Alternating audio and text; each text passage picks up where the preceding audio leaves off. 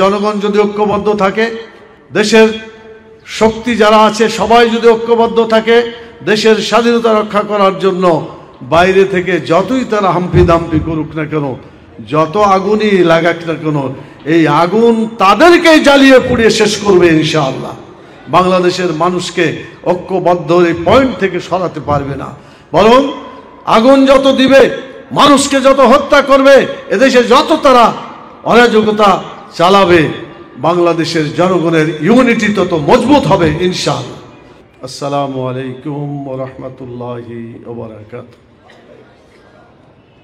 আপনারা সবাই ভালো আছেন? আলহামদুলিল্লাহ। আল্লাহ তাআলা আমাদেরকে ভালো রাখেন, যে অবস্থাতে রাখেন সর্ব অবস্থায় আলহামদুলিল্লাহ।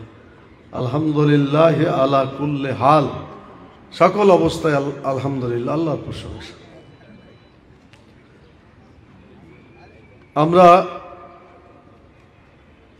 স্বাধীনতার দ্বিতীয় স্বাধীনতার সংগ্রাম চলাকালে আমরা কিছু স্লোগান শুনেছিলাম। তার একটা ছিল, চেয়েছিলাম স্বাধীনতা, পেয়ে গেলাম পরাধীনতা। তারা বলেছিল, উই ওয়ান্ট জাস্টিস, আমরা ইনসাফ চাই। কোরআন মাজিদে সূরা নহলের 90 নম্বর আয়াতে আল্লাহ তাআলা এই কথাটা বলেছেন, ইন্নাল্লাহ ইয়ামুরু বিল আদলি ওয়াল ইহসান। একটু পরেই জুমার নামাজ শুরু হবে। প্রত্যেকটা খতিব, শুধু বাংলাদেশে নয়, পৃথিবীর সকল মসজিদ থেকে শানি খুতবা, দ্বিতীয় পর্যায়ে যে খুতবা দেওয়া হয়, সেখানে এই আয়াতটি পড়া হয়, ইন্নাল্লাহ ইয়ামুরু বিল আদলি ওয়াল ইহসান। নিশ্চয় আল্লাহ তাআলা হুকুম দিচ্ছেন বিল আদলে, আদল প্রতিষ্ঠার জন্য, জাস্টিস প্রতিষ্ঠার জন্য, সুবিচার প্রতিষ্ঠার জন্য, ওয়াল ইহসান এবং কল্যাণ প্রতিষ্ঠার জন্য, মানুষকে সুখ শান্তি তাদের মধ্যে প্রতিষ্ঠার জন্য আল্লাহ তাআলা নির্দেশ দিয়েছেন। তাহলে 5ই আগস্টের যে দ্বিতীয় স্বাধীনতার স্লোগান, এটা ছিল আল কোরআনের স্লোগান, উই ওয়ান্ট জাস্টিস। তারা অন্যায়ের বিরুদ্ধে আওয়াজ তুলেছিল।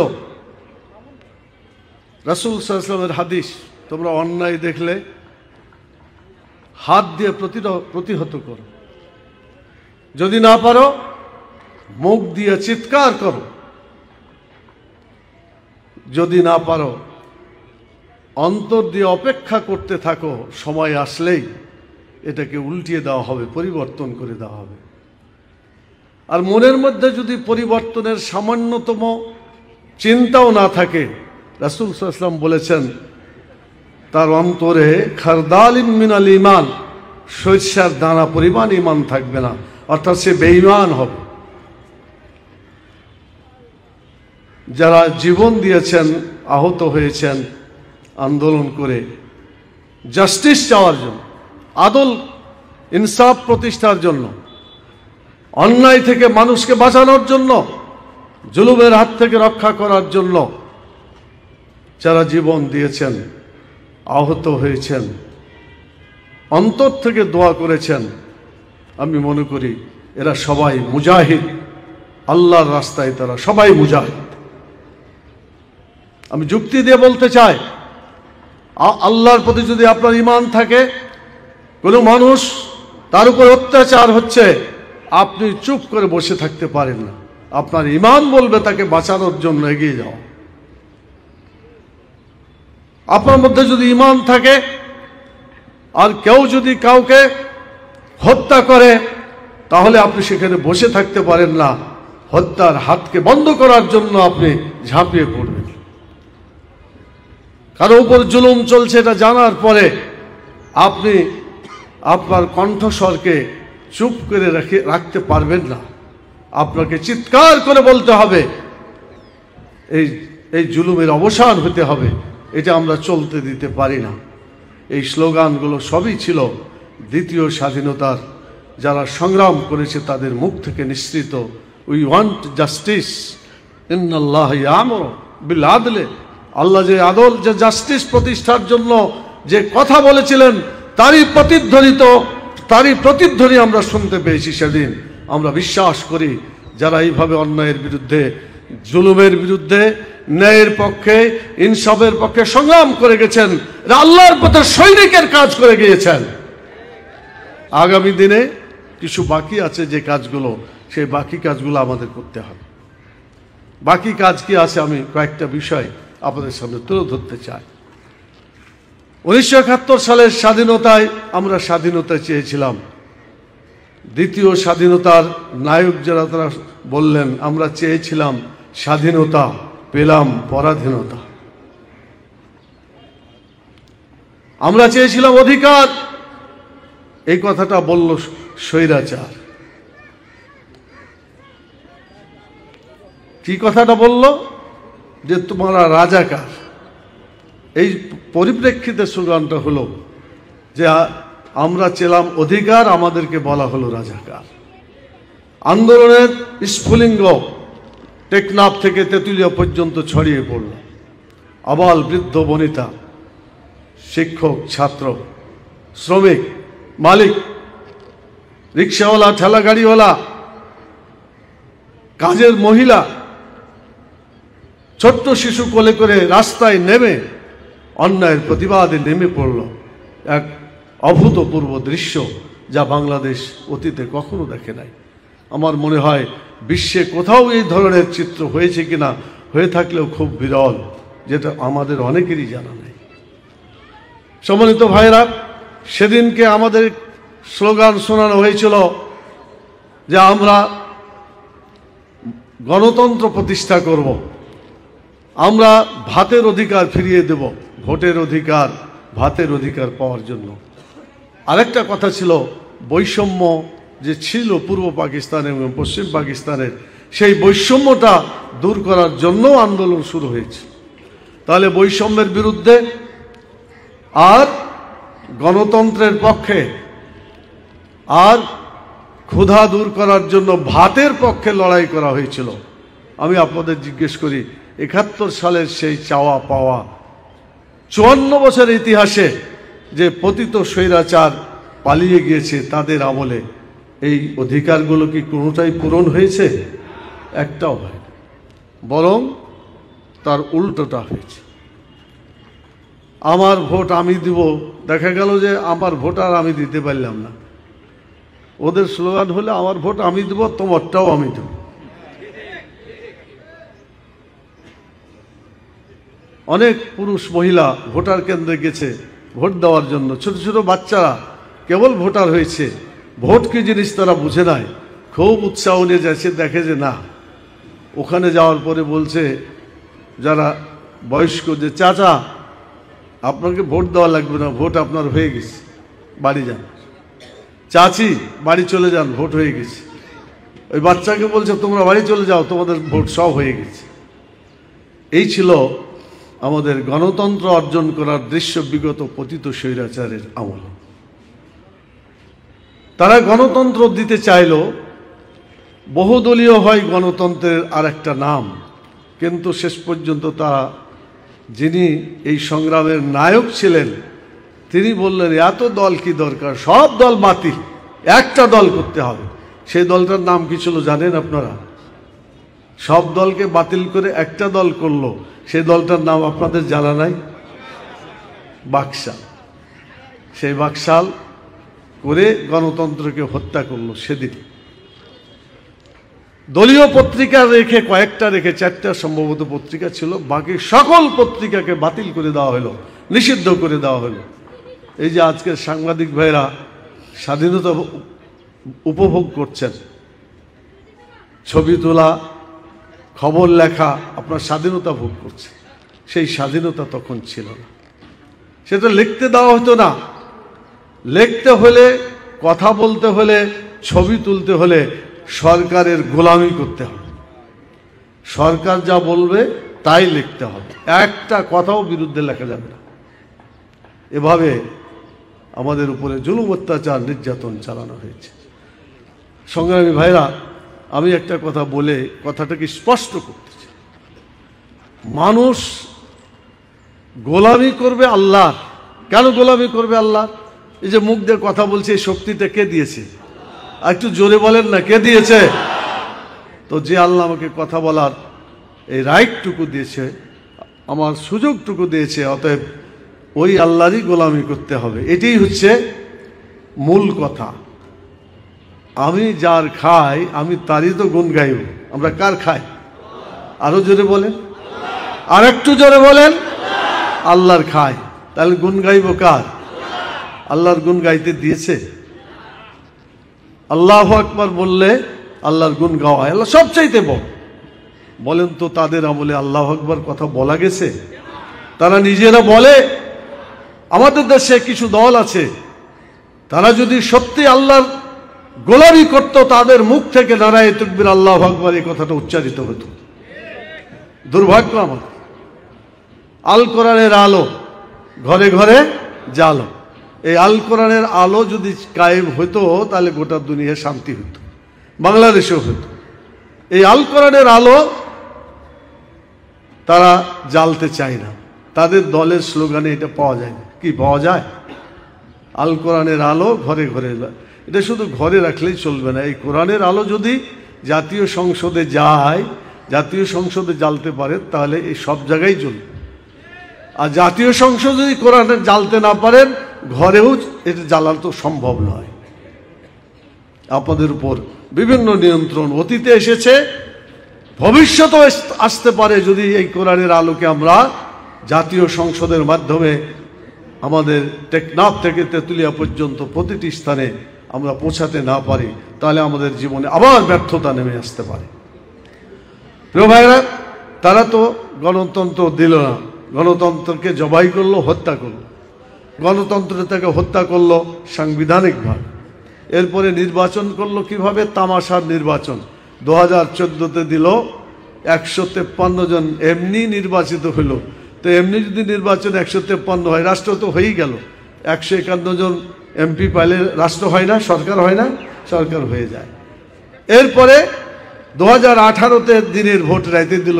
এই ইতিহাস আপনাদের সব জানা আছে। 2024-এ নিজেরাই ভোট করলো, কোনো বিরোধী দল পাইল না, বিরোধী দল সেখানে আসলো না। নিজেদের দলকে ভাগাভাগি করে তারা দামি নির্বাচন করলো। পৃথিবীর ইতিহাসে গণতন্ত্রকে সবচাইতে জঘন্যভাবে চিত্রিত করেছে পতিত স্বৈরাচার সরকার। এবং এভাবে বাংলাদেশের লোকেরা এত ঘৃণা করেছে, তারা ভোট কেন্দ্রে যায় না। 2-3 জন হয়তো কেউ গেছে, তারপরে ওটাকে বলছে যে 41% গেছে, লিখে রাখ। মানে মিথ্যাচার। পুলিশকে দিয়ে মিথ্যা মামলা করাইছে, শিক্ষকদের দিয়ে, যারা ছিল প্রিজাইডিং অফিসার, পোলিং অফিসার, তাদেরকে দিয়ে মিথ্যা রিপোর্ট তৈরি করা হয়েছে। গোটা মিথ্যার উপরে বিগত 54 বছরের কলঙ্কিত সরকার এবং দল আওয়ামী লীগ, তারা তাদের জীবনে এইভাবে গোটা জাতিকে উপহার দিয়ে গেছে। আমি সম্মানিত কর্মী ভাইয়েরা, জুমার দিন লম্বা কথা বলার সুযোগ নাই। আমি যে কথাটা আপনাদের সামনে তুলে ধরতে চাই, যারা এইভাবে জীবনের সকল স্তরে মানুষের উপর জুলুম, অত্যাচার, নির্যাতন চালিয়েছে, তারা মানুষের তো দোয়া পাবে না, বরং মানুষের পক্ষ থেকে বদ দোয়া পাবে। কি কথা ঠিক কিনা বলে? আমার বিশ্বাস 2024-এর 5ই আগস্টের আগে পর্যন্ত জনগণের বদ দোয়ার কারণেই এই পতিত স্বৈরাচার সেভাবেই পালিয়ে গিয়ে যান বাঁচানোর চেষ্টা করেছে। সংগ্রামী সাথী ও বন্ধুগণ, আমরা বিশ্বাস করি জনগণ যদি ঐক্যবদ্ধ থাকে, দেশের শক্তি যারা আছে সবাই যদি ঐক্যবদ্ধ থাকে, দেশের স্বাধীনতা রক্ষা করার জন্য বাইরে থেকে যতই তারা হাম্পি দাম্পি করুক না কেন, যত আগুনই লাগাক না কেন, এই আগুন তাদেরকেই জ্বালিয়ে পুড়িয়ে শেষ করবে ইনশাআল্লাহ। বাংলাদেশের মানুষকে ঐক্যবদ্ধ এই পয়েন্ট থেকে সরাতে পারবে না, বরং আগুন যত দিবে, মানুষকে যত হত্যা করবে, এদেশে যত তারা অরাজকতা চালাবে, বাংলাদেশের জনগণের ইউনিটি তত মজবুত হবে ইনশাআল্লাহ, যার ফলে কেউ এদেশের গায়ে হাত দিতে পারবে না। আমি সর্বশেষ যে কথা বলে আপনাদের কাছে বিদায় হতে চাই, সেটি হলো, আজকে থেকে 100 বছর আগে রমনাতে অনেক লোক ছিল, একজনও নাই। আজকে থেকে 100 বছর পরে আমরা যারা শুনছি, কথা বলছি, কেউ থাকবো? কথা বলছেন না, তাতে মনে হয় থাকবেন। থাকার কোনো সুযোগ নাই। কোথায় যাবেন? কোথায় যাব? এই চিন্তা যদি মনের মধ্যে না থাকে, প্রত্যেকটা মানুষ ক্ষতিগ্রস্ত হয়ে যাবে। কিসের সাংবাদিক, বুদ্ধিজীবী, কিসের রাজনীতিবিদ, কিসের সেনাবাহিনী, যেখানেই থাকুক না কেন, সকলকেই আল্লাহ তাআলার দরবারে ফিরে যেতে হবে। ইন্না লিল্লাহি ওয়া ইন্না ইলাইহি রাজিউন। নিশ্চয় আমরা আল্লাহর জন্য, আল্লাহর কাছে আমরা ফিরে যাব। অতএব আমি আজকে কর্মী সম্মেলনের মাধ্যমে গোটা দেশবাসীর উদ্দেশ্যে বলতে চাই যে আসুন আমরা একবার বিবেচনা করি। 60 বছরের জন্য কত বছর বাঁচবো? গড়ে 60 বছর ধরে। রাসূলুল্লাহ সাল্লাল্লাহু আলাইহি ওয়াসাল্লাম 63-তে বেঁচেছিলেন। এই 60টা বছর, তাও তো লেখাপড়া করতে করতে 30 বছর গেছিল। এখন তো 32 বছর পর্যন্ত চাকরি পাওয়া যায়। তাহলে তার মানে 30ও কমে যাচ্ছে। 30টা বছর আরামে থাকার জন্য এত মারামারি, এত লাফালাফি, এত চিৎকার, এত অধিকার আদায়ের সংগ্রাম। বলেন তো, কোটি কোটি বছর যেখানে থাকতে হবে, যার শুরু আছে শেষ নাই, সেই জীবনের জন্য আমাদের কোনো লাফালাফি দেখা যায়? খুব কম। সাংবাদিক ভাইদেরও কলম দেখা যায় না, ছবিগুলোও আখিরাতের চিত্রকে তুলে ধরার জন্য কথা বলে না, জনসভাতে এরকম কথা আসে না, মিছিলেও সে কথা শোনা যায় না, সচিবালয়ে সে কথাবার্তা পাওয়া যায় না। আমাদের কোনো জায়গায় এই চিত্র দেখা যায় না। আমি আবেদন জানাবো, আসুন আসল জায়গায় ফিরে গিয়ে যাতে আমরা আমাদের স্থান, যে জায়গায় থাকতে হবে, এটাকে ভালো করতে চেষ্টা করি। আপনারা কি সবাই আখেরাতে গিয়ে ভালো জায়গায় থাকতে চান? ভালো খেতে চান? ভালো পড়তে চান? ভালোভাবে জীবনযাপন করতে চান? অবশ্যই সেখানকার পুঁজি সংগ্রহ করতে হবে। আপনি একটা সফরে গেলে, কক্সবাজার ভ্রমণে গেলে, সেখানেও আপনি দেখা যায় টাকা পয়সা কিছু আরামের জিনিসপত্র নিয়ে যান। তো আপনি একটা লম্বা সফরে যাবেন, যে সফরের শুরু আছে, সফরের শেষ নাই। সেই সফরের জন্য কি আমাদের কিছু নিতে হবে না? এই নেওয়ার কয়েকটা পয়েন্ট আপনাদের দৃষ্টি আকর্ষণ করতে চায়। 1 নম্বর পয়েন্ট হচ্ছে, যেটা ডক্টর শফিকুল ইসলাম মাসুদ সূরা বাকারার আয়াত দৃষ্টি আকর্ষণ করেছেন। সেখানে তিনি বলেছেন, ফাইম্মা ইয়াতিয়ান্নাকা মিন্নি হুদান ফামান তাবিয়া হুদায়া ফালা খাউফুন আলাইহিম ওয়ালা হুম ইয়াহজানুন। আল্লাহ বলেছেন, যাও, দুনিয়াতে কিছুদিনের জন্য পাঠালাম, আর তোমার কাছে আমার বিধান পাঠাবো।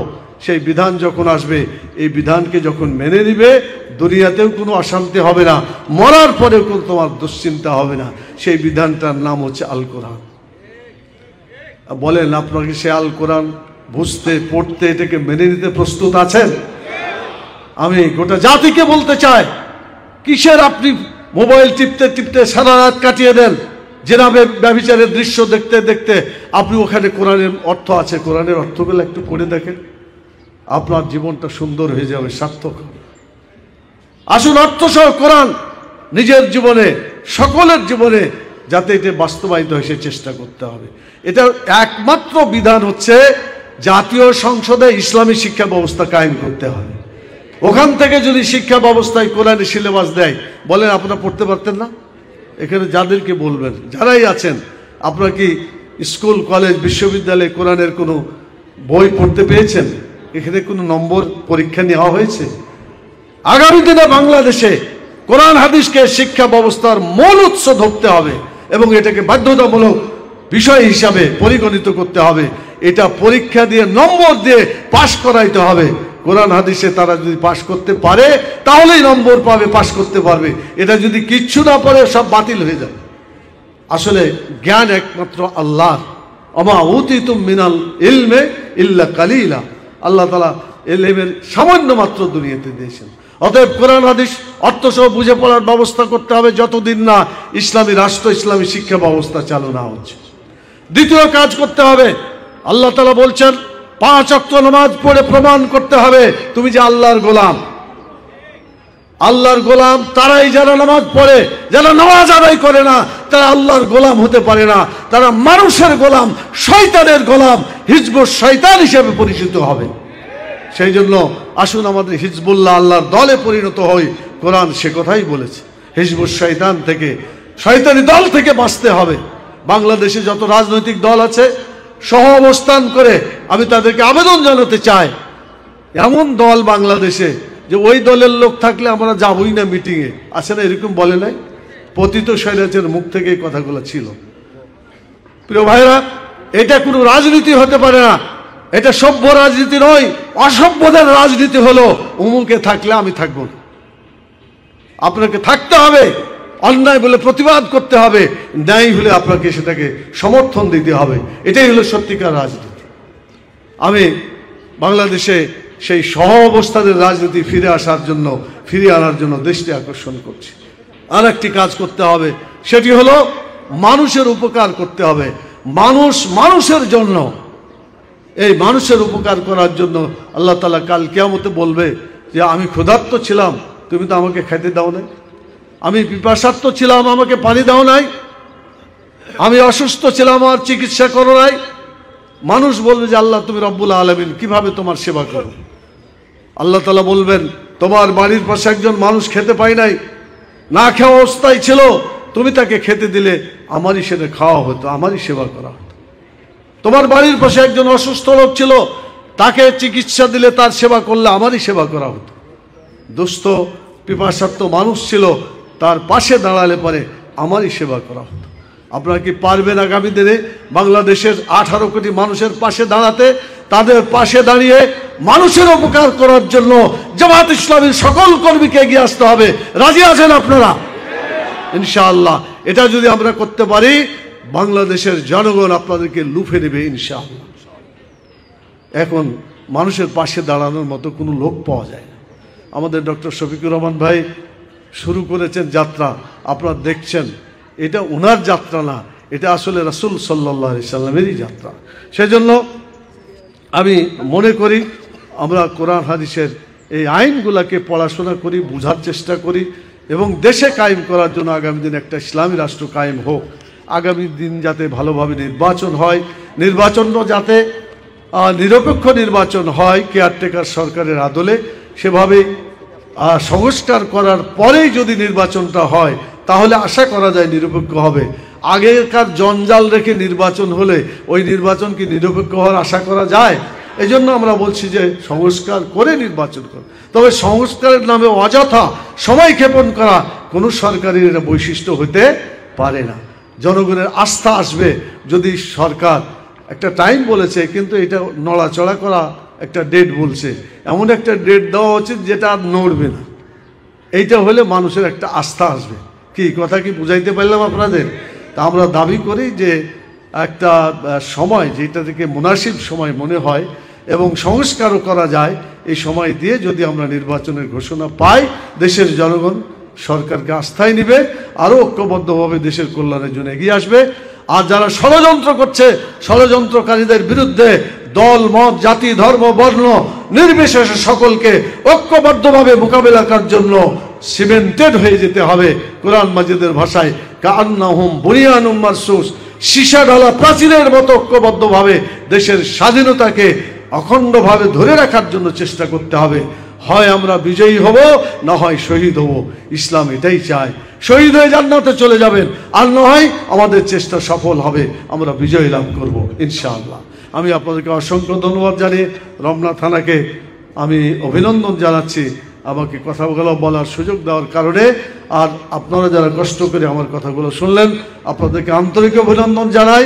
আগামী দিনে কাল কিয়ামতে আল্লাহ তাআলার পথে চলে কোরআন সুন্নাহকে বিজয়ী করার এই কাজে সহযোগিতা করার আহ্বান জানিয়ে, একই সাথে কাল কিয়ামতে জান্নাতুল ফেরদাউসে যাওয়ার আহ্বান জানিয়ে আল্লাহ তাআলা সেই তৌফিক আমাদেরকে দান করুন।